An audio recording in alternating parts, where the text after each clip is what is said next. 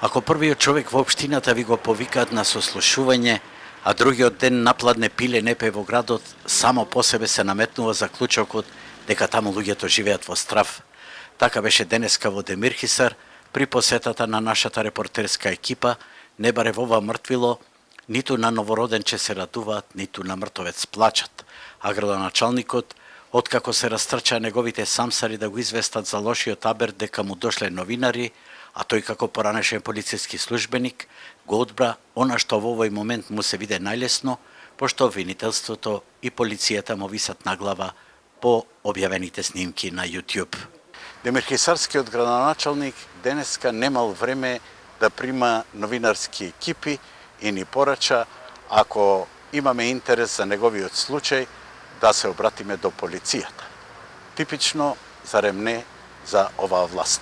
Отидовме и во основното училиште Гоце Делчев, каде што зимоска се случил немилиот настан на средбата со набрканите наставнички.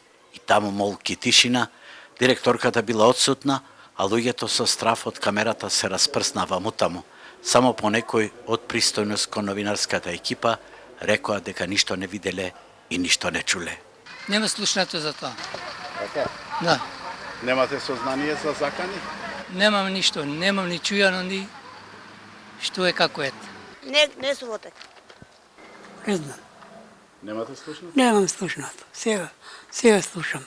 Немам слушано ништо, не знам. Не сте слушнали? Не. Дали чувствувате страф, се плашите од него? Од тоа што, зашто се плашам? Нема потреба. Не сум запознат. Чувствувате ли страф од него? Се заканува некој? Моментално не сум запознат со тие работи, земјоделски работи стерам. Не сум информиран ништо од тоа. За среќа, тоа мртвило и страф во еден миг се прекина со джагорот на децата на кои им завршија часовите, а нивните грижи се сосема поинакви со детски игри и училишни обврски.